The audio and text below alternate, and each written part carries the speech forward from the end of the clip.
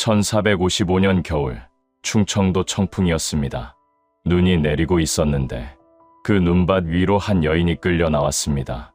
맨발이었습니다. 발자국마다 핏자국이 찍혔고 목에는 거친 밧줄이 감겨 있었습니다. 잠깐 여기서 이상한 점을 눈치채셨을지 모르겠습니다. 왕실의 여인이 죽을 때는 사약을 내리는 게 관례였습니다.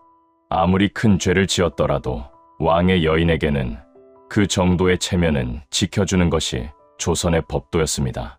그런데 이날만큼은 달랐습니다. 교수형이었습니다. 조선 500년 역사를 통틀어 왕의 여인이 밧줄에 목 졸려 죽은 것은 이때가 처음이자 마지막이었습니다. 단 한 번, 그 유일한 기록의 주인공이 바로 저 눈밭 위에 서 있던 여인이었습니다. 이름은 혜빈 양씨, 세종대왕의 후궁이자 새 왕자의 어머니였습니다. 그런데 여기서 의문이 생깁니다. 세종의 후궁이 대체 무슨 죄를 지었기에 이토록 참혹한 최후를 맞이해야 했던 걸까요? 사약도 아니고 밧줄이었습니다. 기록을 들여다보면 뜻밖의 사실이 드러납니다. 혜빈 양씨는 단종을 태어날 때부터 품에 안고 키운 사람이었습니다. 태어난 지 하루 만에 어머니를 잃은 갓난아기. 그 아이에게 자신의 젖을 물리고 밤마다 잠자리를 지키며 14해를 한결같이 곁에 있었습니다. 단종에게 혜빈은 세상에서 유일하게 어머니라 부를 수 있는 존재였고 혜빈에게 단종은 글쎄요, 비록 자신이 낳지는 않았지만 젖을 물려 키운 아이였습니다. 가슴으로 낳은 아들이나 다름없었을 겁니다. 아니, 어쩌면 그 이상이었는지도 모릅니다. 그런 여인이 왜 밧줄에 목이 졸려야 했을까요? 이유는 단 하나였습니다. 끝까지 그 아이의 편에 섰기 때문입니다. 권력을 움켜쥔 수양대군에게 끝내 무릎을 꿇지 않았기 때문입니다. 오늘은 그 이야기를 들려드리려 합니다.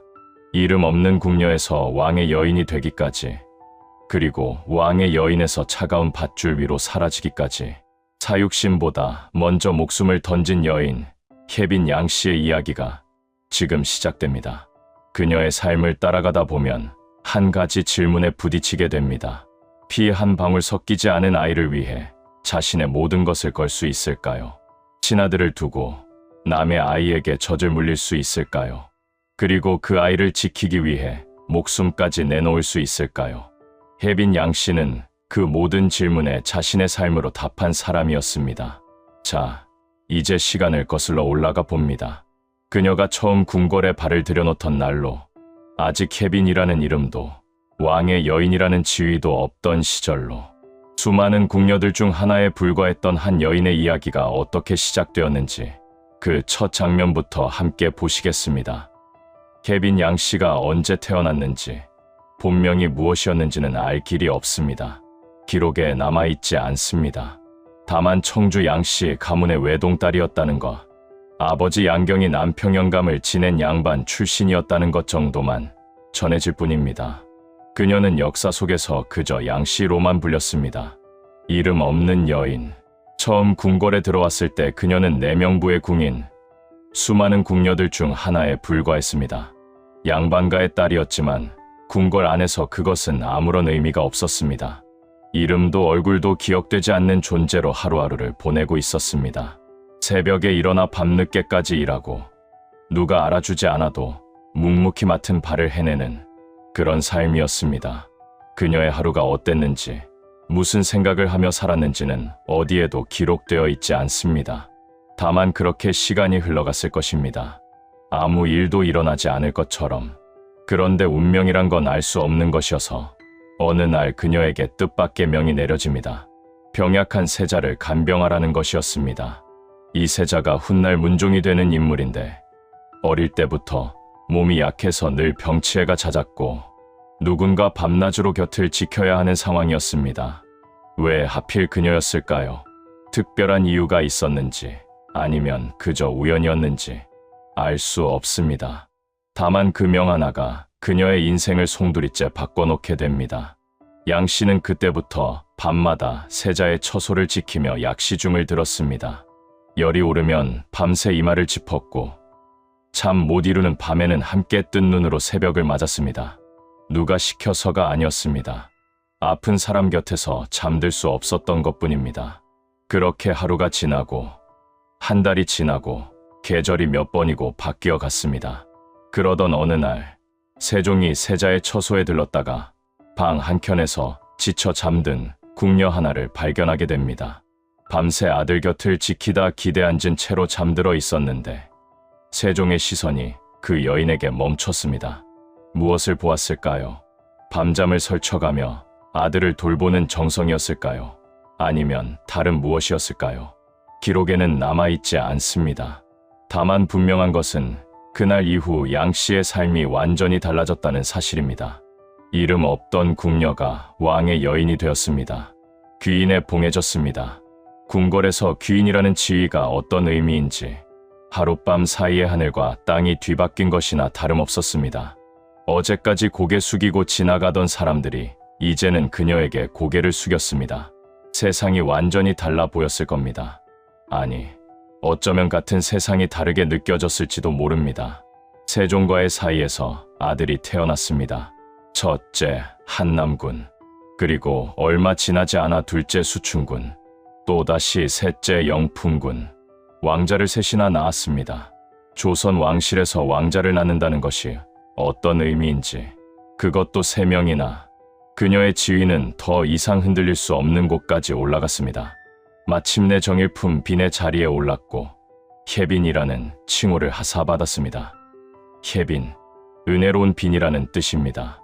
궁녀에서 시작해 왕실 최고위 후궁의 자리까지 그야말로 신데렐라와 같은 삶이었습니다. 그런데 여기서 이야기가 끝났다면 우리는 그녀의 이름을 기억하지 못했을 겁니다. 그녀의 인생을 송두리째 바꿔놓을 일이 아직 남아있었습니다. 1441년 여름, 경복궁 깊은 곳에서 아이 울음소리가 터져 나왔습니다. 세자빈 권씨가 아들을 낳은 것입니다.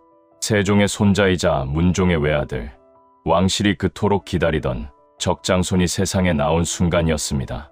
궁궐 전체가 경사로 들썩였습니다. 그런데 그 기쁨은 하루를 넘기지 못했습니다. 아이를 낳은 세자빈 권씨가 산후병으로 눈을 감은 것입니다. 24이었습니다. 아들의 얼굴 한번 제대로 들여다보지 못한 채 떠난 젊은 어머니였습니다. 어제까지 경사였던 궁궐이 하루 만에 조문의 공간으로 바뀌었습니다. 갓 태어난 아기만 어머니 젖 한번 물어보지 못한 채 세상에 덩그러니 남겨졌습니다. 누군가 이 아이를 키워야 했습니다.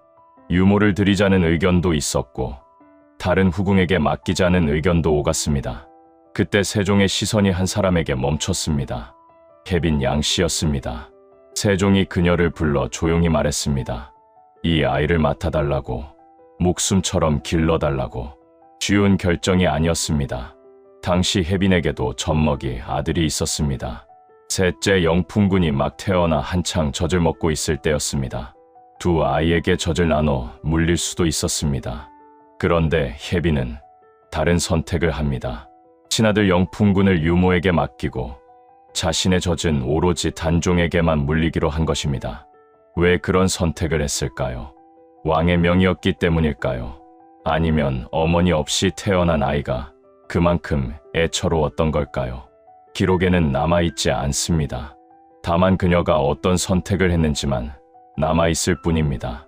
유모가 다가와 아이를 받아 안는 순간 작은 입에서 울음소리가 터져 나왔습니다. 엄마를 찾는 울음이었습니다. 혜빈이 돌아서려 했지만 그 소리가 등 뒤를 붙잡는 것만 같아서 발이 떨어지지 않았습니다. 한참을 그 자리에 서 있어야 했습니다. 돌아보고 싶었습니다. 아니, 돌아봐야 했는지도 모릅니다. 그런데 돌아보면 다시 안게 될 것을 알았기에 이를 악물고 한 걸음을 뗐습니다. 울음소리가 조금 멀어졌습니다. 2걸음째를 때 무렵 눈가에 뭔가 번지기 시작했는데 눈물이었는지 그냥 시야가 흐려진 것인지 알 수 없었습니다. 그녀의 품에는 다른 아이가 안겨 있었습니다. 태어난 지 하루 만에 어머니를 잃은 아이, 세상에 홀로 남겨진 아이였습니다. 작고 연약한 손이 허공을 더듬고 있었는데 혜빈은 그 손을 가만히 잡았습니다. 그리고 젖을 물렸습니다. 등 뒤로 영풍군의 울음소리가 점점 멀어져 갔습니다. 그런데도 혜빈은 끝내 돌아보지 않았습니다. 아니, 돌아볼 수 없었던 것인지도 모릅니다. 돌아보는 순간 모든 것이 무너져 내릴 것 같았으니까요. 자신이 낳은 아이인데 정말 돌아보지 않을 수 있었을까요? 그건 혜빈만이 알 것입니다. 그날부터 혜빈의 삶은 단종을 중심으로 돌아가기 시작했습니다. 밤마다 잠자리를 지켜주었고 입에 들어가는 음식 하나하나를 살폈으며 열이 나면 밤새 이마를 짚으며 곁을 지켰습니다. 한 번은 아이가 밤새 보채서 뜬 눈으로 새벽을 맞은 적이 있었습니다. 지쳐서 쓰러질 것 같았지만 아이가 잠든 얼굴을 보는 순간 피로가 눈 녹듯 사라졌다고 합니다. 아니, 그랬을 것입니다. 기록에는 없지만 아이는 무럭무럭 자랐습니다. 옹알이를 하고 뒤집기를 하고 기어다니다가 어느 날 두 발로 서는 날이 왔습니다. 첫 걸음을 뗄 때 아이가 향한 곳은 혜빈이 있는 쪽이었습니다. 비틀거리며 걸어오는 아이를 받아 안았을 때 혜빈은 무슨 생각을 했을까요? 내가 낳은 아이가 아닌데 그런 생각이 들었을까요? 아니면 그런 구분 자체가 의미 없어진 지 오래였을까요?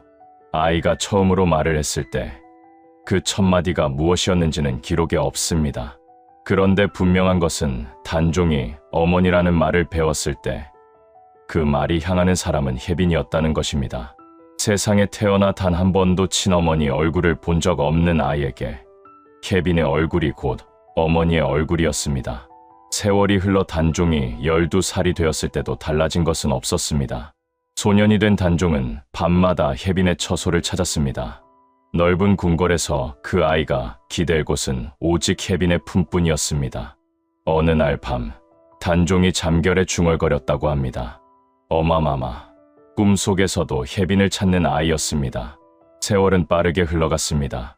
단종은 무럭무럭 자라 어엿한 소년이 되었고 혜빈은 여전히 그의 곁을 지키고 있었습니다. 세종이 살아있는 동안 혜빈의 지위는 흔들림이 없었습니다. 왕의 총애를 받는 후궁이자 새 왕자의 어머니, 그리고 왕실 적장손의 양육자, 누구도 그녀를 함부로 대할 수 없었습니다. 그런데 1450년, 모든 것이 바뀌는 순간이 찾아왔습니다. 세종대왕이 눈을 감았습니다. 조선 역사상 가장 위대한 왕이라 불리는 그 사람이 세상을 떠났습니다. 궁궐 전체가 슬픔에 잠겼습니다. 그런데 혜빈에게 세종의 죽음은 슬픔 이상의 것을 의미했습니다. 당시 관례에 따르면 왕의 후궁은 왕이 죽으면 비구니가 되어 궁을 떠나야 했습니다. 혜빈도 예외가 아니었습니다. 머리를 깎아야 했습니다. 승복을 입어야 했습니다. 그것은 곧 단종과의 이별을 의미했습니다. 단종의 나이 10살이었습니다. 9해 동안 밤마다 곁을 지켜준 사람, 세상에서 유일하게 어머니라 부를 수 있는 사람이 떠나야 했습니다. 혜빈이 궁을 떠나는 날, 단종이 어디에 있었는지는 기록에 남아있지 않습니다. 배웅을 했는지 하지 못했는지도 알 수 없습니다. 다만 10살 아이에게 그것이 얼마나 큰 이별이었을지는 충분히 짐작할 수 있습니다. 아버지는 병약해서 늘 자리에 누워 있었고 어머니는 태어난 날 세상을 떠났으며 할아버지마저 눈을 감았습니다. 그리고 이제 유일하게 어머니라 부를 수 있는 사람마저 떠나는 것입니다. 산속 암자에서 혜빈은 새벽마다 목탁 소리에 눈을 떴습니다. 불경을 읽고 연부를 외우며 하루를 보냈습니다. 그런데 눈을 감으면 자꾸만 한 아이의 얼굴이 떠올랐을 것입니다. 밤마다 등을 토닥여 재우던 그 아이. 지금은 혼자 넓은 궁궐에 남겨진 그 아이가. 그 아이는 잘 자고 있을까요? 밤마다 찾아오던 처소에 이제는 아무도 없다는 걸 알았을 때 그 아이는 어떤 표정을 지었을까요? 혜빈은 알 수 없었습니다. 그저 산속에서 연부를 외우며 하루하루를 보낼 뿐이었습니다. 그런데 연부를 외우면서도 마음은 자꾸 궁궐 쪽으로 향했을 것입니다. 2년이 흘렀습니다. 1452년 문종이 세상을 떠났습니다. 제위 2년 3개월, 39의 나이였습니다. 어릴 때부터 병약했던 문종은 끝내 아들의 성년을 보지 못하고 눈을 감았습니다. 12살의 어린 단종이 왕위에 올랐습니다. 할아버지 세종도 떠났고 아버지 문종도 떠났습니다. 얼굴도 모르는 어머니는 태어난 날 세상을 떠난 지 오래였습니다. 그 넓은 궁궐에서 12살 소녀는 완전히 혼자가 되었습니다. 왕이었습니다. 조선의 왕이었습니다. 그런데 왕이라는 자리가 무슨 소용이었을까요? 밤마다 등을 토닥여줄 사람도, 아플 때 이마를 짚어줄 사람도 없는데 이 소식이 산속 암자에 전해졌을 때 케빈은 가만히 있을 수 없었습니다. 자신이 젖먹여 키운 아이가 왕이 되었는데 그 아이 곁에 아무도 없다는 것을 그녀는 알고 있었습니다. 케빈은 비군이 신분을 벗고 다시 궁으로 들어갔습니다. 한 번 떠난 후궁이 돌아오는 것은 흔한 일이 아니었습니다. 관례에 어긋나는 일이었습니다. 그런데 그녀는 돌아갔습니다. 왜였을까요? 왕의 양어머니라는 지위 때문이었을까요? 아니면 그냥 그 아이가 걱정되어서였을까요? 기록에는 남아있지 않습니다. 다만 그녀가 돌아갔다는 사실만 남아있을 뿐입니다. 케빈이 궁에 돌아온 날, 단종이 달려왔습니다. 12살 소년이 아무 말 없이 그녀의 품에 안겼습니다. 얼마나 오래 그렇게 있었는지는 기록에 없습니다. 다만 2년 만에 재회였다는 것, 그리고 이 소년에게 그녀가 유일한 가족이었다는 것만은 분명합니다. 왕이었습니다. 조선의 왕이었습니다. 그런데 지금 이 순간만큼은 그냥 엄마가 필요한 아이였습니다. 어쩌면 단종은 이 순간을 2년 동안 기다렸는지도 모릅니다. 밤마다 빈 처소를 바라보며 언젠가 그 문이 열리고 혜빈이 들어오기를. 그런데 혜빈이 돌아온 궁궐은 예전과 달랐습니다. 세종도 없고 문종도 없는 궁궐에는 불온한 기운이 감돌고 있었습니다. 어린 왕을 둘러싸고 권력을 노리는 자들이 움직이기 시작한 것입니다. 그 중심에 수양대군이 있었습니다. 수양대군, 세종의 둘째 아들이자 단종의 숙부였습니다. 야심이 컸던 그는 어린 조카가 왕위에 앉아 있는 것을 그냥 지켜볼 생각이 없었습니다. 케빈은 그것을 느꼈을 것입니다. 궁궐의 공기가 달라졌다는 것을, 무언가 좋지 않은 일이 다가오고 있다는 것을. 수양대군에게 혜빈 양씨는 눈엣 가시였습니다. 어린 왕이 가장 의지하는 사람, 단종의 마음을 쥐고 있는 여인이었으니까요. 혜빈이 곁에 있는 한 단종은 쉽게 흔들리지 않을 것입니다. 수양대군은 먼저 혜빈을 단종 곁에서 밀어내기로 합니다. 문종의 후궁이었던 홍기인을 숙빈으로 높여 궁중 일을 맡게 했습니다. 혜빈 대신 다른 사람을 단종 곁에 세운 것입니다. 명분은 그럴듯했습니다. 선왕의 후궁이 어린 왕을 보필하는 것이 예법에 맞다는 것이었습니다. 그런데 진짜 이유는 따로 있었습니다. 10년 넘게 단종을 키워온 혜빈은 하루아침에 밀려났습니다. 자신이 젖먹여 키운 아이, 밤마다 등을 토닥여 재웠던 아이 곁에서 쫓겨난 것입니다. 단종이 어떻게 반응했는지는 기록에 없습니다. 다만 12살 소년이 그것을 어떻게 받아들였을지는 짐작이 갑니다. 혜빈은 물러났습니다. 왕명이었으니까요. 아니, 왕명이라고 했지만 실제로는 수양대군의 뜻이었습니다. 그녀가 물러나면서 무슨 생각을 했는지는 알 수 없습니다. 다만 이것이 시작에 불과하다는 것을 그녀도 느끼고 있었을 것입니다. 궁궐 안에서 혜빈의 입지는 점점 좁아졌습니다. 단종을 만나는 것도 쉽지 않았습니다. 누군가가 둘 사이를 막고 있었습니다. 단종은 여전히 혜빈을 찾았을 것입니다. 밤마다 익숙한 처소로 발걸음을 옮기려 했을 것입니다. 그런데 그때마다 누군가가 말렸을 것입니다. 예법에 어긋난다고, 왕이 그래서는 안 된다고. 12살 소년에게 그것은 또 한 번의 이별이었습니다.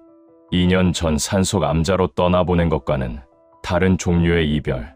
같은 궁궐 안에 있으면서도 만날 수 없는, 어쩌면 더 잔인한 이별이었습니다.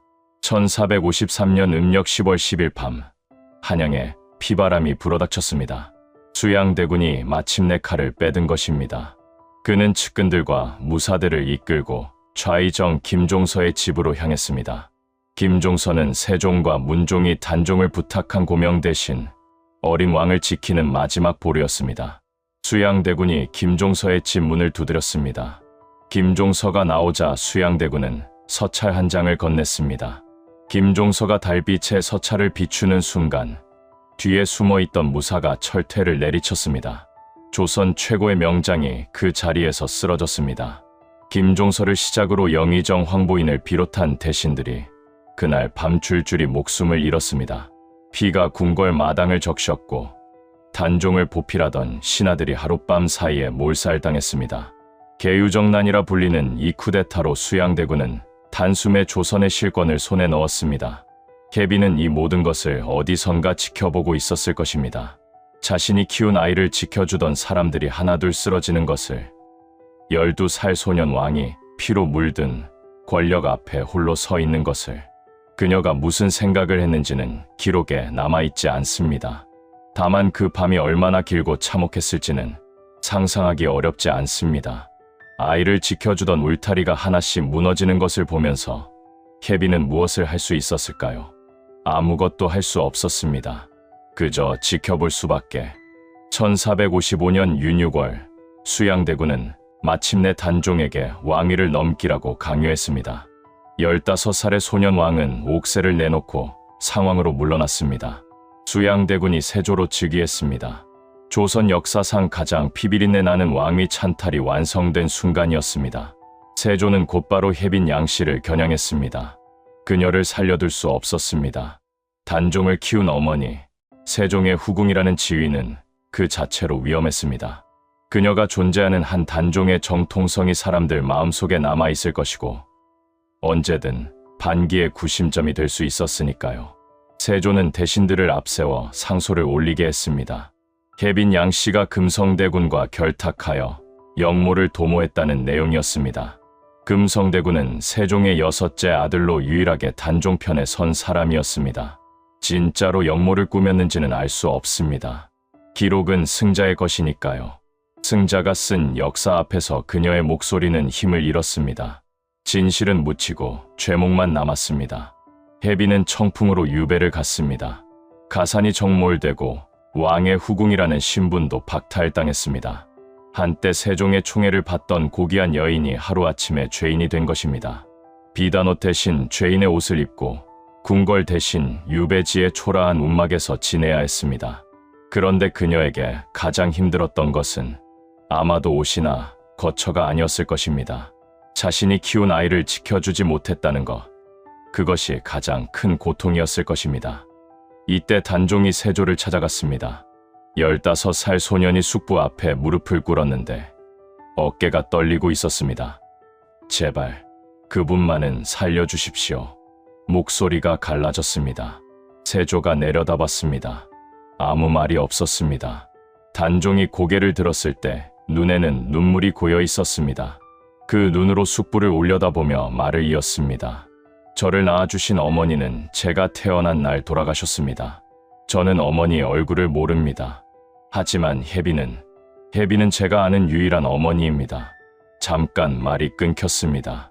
숨을 고르는 것인지 울음을 참는 것인지 알 수 없었습니다. 밤마다 제 손을 잡아주고 등을 토닥여 재워주고 열이 나면 밤새 이마를 짚어주던 분입니다. 제발 더 이상 말을 잇지 못했습니다. 세조는 한참 조카를 내려다보다가 입을 열었습니다. 상황이 청하니 따르겠다는 말이었습니다. 단종의 눈에 희망이 번졌을까요? 아니면 믿어도 되는 건지 확신이 서지 않았을까요? 기록에는 없습니다. 다만 그 순간 단종이 무엇을 느꼈든 그것은 오래가지 못했습니다. 신하들의 상소는 멈추지 않았습니다. 역적을 살려두어서는 안 된다는 요청이 계속 이어졌습니다. 1번, 2번, 3번, 상소는 끊이지 않았습니다. 세조가 정말 혜빈을 살려줄 생각이 있었는지는 알 수 없습니다. 어쩌면 처음부터 그럴 생각이 없었는지도 모릅니다. 그리고 결국 세조는 명을 내렸습니다. 혜빈 양씨를 교수형에 처하라고. 조카의 간청은 외면당했습니다. 아니, 처음부터 들어줄 생각이 없었던 것일지도 모릅니다. 단종은 그 소식을 어떻게 들었을까요? 기록에는 없습니다. 다만 15살 소년에게 그것이 어떤 의미였을지는 충분히 상상할 수 있습니다. 1455년 12월 17일, 음력으로는 11월 9일, 청풍 유배지에서 혜빈 양씨의 목에 밧줄이 걸렸습니다. 왕실의 여인을 교수형에 처한다는 것은 전례가 없는 일이었습니다. 사약을 내리는 것이 관례였는데 세조는 굳이 교수형을 선택했습니다. 왜였을까요? 그만큼 그녀를 두려워했던 것일까요? 아니면 그만큼 그녀를 증오했던 것일까요? 어쩌면 둘 다였는지도 모릅니다. 살아있는 한 위험한 존재, 그래서 가장 확실한 방법으로 없애야 했던 것인지도. 눈이 내리고 있었습니다. 혜빈의 목에 밧줄이 걸렸을 때 그녀는 무슨 생각을 했을까요? 아무 생각도 못했을 수도 있습니다. 아니면 한 아이의 얼굴을 떠올렸을지도 모릅니다. 갓난아기 때부터 품에 안고 키웠던 아이, 밤마다 등을 토닥여 재웠던 아이, 왕이 되고도 자기 처소에서 잠들고 싶어 했던 아이, 그 아이는 지금 어디서 뭘 하고 있을까요? 혜빈은 알 수 없었습니다. 마지막 순간 입술이 움직였을지도 모릅니다. 아무도 듣지 못할 작은 목소리로 미안하다, 아가야. 끝까지 지켜주지 못해서 밧줄이 당겨졌습니다. 세종의 총애를 받던 여인, 단종을 젖먹여 키운 어머니, 끝까지 고개를 숙이지 않은 여인, 그녀의 최후는 차가운 밧줄 위에서 끝났습니다. 눈은 계속 내리고 있었습니다. 그녀의 몸 위로, 발자국 위로, 핏자국 위로. 혜빈의 죽음으로 비극이 끝난 것이 아니었습니다. 그녀의 아들들에게도 참혹한 운명이 기다리고 있었습니다. 둘째 아들 수충군은 혜빈이 유배되기 직전의 병으로 세상을 떠났습니다. 어머니의 비참한 최후를 보지 않아도 되었던 것이 다행이라면 다행이었을까요? 아니면 그것조차 다행이라고 할 수 있을까요? 셋째 아들 영풍군, 기억하시나요? 혜빈이 유모에게 맡기고 돌아서야 했던 그 아이입니다. 엄마를 찾는 울음소리를 등 뒤로 들으며 혜빈이 젖을 물린 것은 영풍군이 아니라 단종이었습니다. 그날 이후로 영풍군과 혜빈 사이에 어떤 감정이 있었는지는 기록에 없습니다. 다만 상상이 됩니다. 영풍군은 어머니가 죽은 이듬해인 1456년에 사망했습니다. 공식 기록에는 사인이 명확히 나와 있지 않습니다. 그런데 세조가 보낸 자객에게 살해당했다는 설이 전해집니다. 22살, 젊은 나이였습니다. 어머니를 따라간 것인지 아니면 어머니처럼 제거당한 것인지 알 수 없습니다. 한 가지 더 말씀드릴 것이 있습니다. 영풍군의 아내가 누구였는지 아시나요? 사육신 박팽년의 딸이었습니다. 혜빈 양씨의 며느리가 사육신의 딸이었던 것입니다. 두 집안 모두 단종을 지키려다 몰락한 가문이었습니다.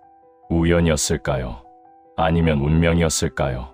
첫째 아들 한남군은 가장 오래 버텼습니다. 유배지에서 4년을 버티다가 1459년에 병으로 숨을 거뒀습니다. 유배지의 열악한 환경을 견디지 못한 것입니다. 왕자의 신분으로 태어났지만 죄인으로 죽은 삶이었습니다. 한 여인의 선택이 가문 전체의 비극으로 이어졌습니다. 만약 혜빈이 수양대군에게 고개를 숙였다면 어땠을까요? 적당히 눈을 감고 단종을 외면했다면 어땠을까요? 아마 그녀는 여생을 편안히 보냈을 것이고 새 아들도 왕자로서 대접받으며 살았을 것입니다. 그런데 그녀는 다른 선택을 했습니다. 피 한 방울 섞이지 않은 아이를 위해 자신의 모든 것을 걸었습니다. 그리고 그 대가로 목숨을 잃었고 아들들도 함께 쓰러졌습니다. 그것이 옳은 선택이었는지 어리석은 선택이었는지 누가 판단할 수 있을까요? 혜빈의 유해는 어떻게 되었을까요? 역적의 시신은 거리에 버려지는 것이 관례였습니다. 가족조차 수습할 수 없었습니다. 그런데 누군가는 목숨을 걸고 그녀의 죽음을 거두었습니다. 기록에 따르면 혜빈의 종조부인 양치라는 사람이 남몰래 시신을 수습했다고 합니다. 밤중에 몰래 시신을 옮기고 경기도 포천 어느 산기슭에 묻고 표시 없이 평토장을 했습니다. 발각되면 자신도 역적으로 몰릴 수 있었습니다. 그런데도 그는 그녀의 마지막 길을 지켜준 것입니다. 세월이 흘렀습니다. 257년이라는 긴 시간이 지났습니다. 세조도 죽고 그 아들도 죽고 손자도 죽고 몇 세대가 바뀌었습니다. 그리고 1712년 숙종 38년 마침내 혜빈 양씨의 이름이 복권되었습니다.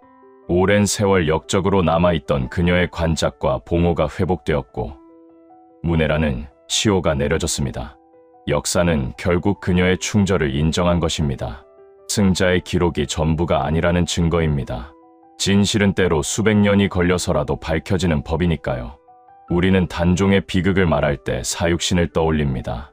성삼문, 박팽년, 하의지, 이계, 유성원, 유응부, 단종 보기를 꿈꾸다 죽임을 당한 6 신하들입니다. 그들의 이름은 역사에 길이 남아 충절의 상징으로 추앙받고 있습니다. 그런데 사육신이 죽기 전에 가장 가까운 곳에서 자신의 온몸을 던져 단종을 지키려 한 여인이 있었습니다. 단종이 태어난 그 순간부터 곁을 지킨 사람, 사육신보다 1년 먼저 목숨을 잃은 사람, 케빈 양 씨였습니다. 그녀는 왜 그런 선택을 했을까요? 수양대군에게 고개를 숙이면 살 수 있었습니다. 단종을 외면하면 편하게 여생을 보낼 수 있었습니다. 새 아들도 왕자로서 영화를 누릴 수 있었습니다. 그런데 그녀에게는 세종과의 약속이 있었습니다. 이 아이를 목숨처럼 길러달라는 부탁이었습니다. 세종은 단순히 아이를 맡긴 것이 아니었습니다. 자신의 적장손을, 조선의 미래를 맡긴 것이었습니다. 케빈은 그 무게를 알았고 끝까지 그 약속을 지키려 했습니다. 그녀의 선택은 단순한 충성이 아니었습니다. 한 번 맡은 아이를 끝까지 지키겠다는 어머니의 마음이었습니다. 피는 섞이지 않았지만 젖을 물리고 밤잠을 설치며 키운 아이였습니다. 그 아이가 위험에 처했을 때 외면할 수 없었던 것입니다. 1455년 겨울, 청풍 유배지에서 목에 밧줄이 걸리던 그 순간, 그녀는 무슨 생각을 했을까요? 자신이 젖먹여 키운 아이를 떠올렸을까요? 아니면 유모에게 맡기고 돌아서야 했던 친아들의 울음소리가 들렸을까요? 알 수 없습니다. 다만 역사는 분명하게 기록하고 있습니다. 그녀가 끝까지 단종의 편에 섰다는 것을, 권력 앞에서 고개를 숙이지 않았다는 것을, 그리고 그 대가로 목숨을 잃었다는 것을. 케빈 양 씨, 세종의 후궁이자 단종의 양어머니, 피 한 방울 섞이지 않은 아이를 위해 목숨을 바친 여인, 사육신보다 먼저 죽어간 충신, 그녀의 이름을 기억해 주십시오. 오늘 영상이 도움이 되셨다면 구독과 좋아요 부탁드립니다. 감사합니다.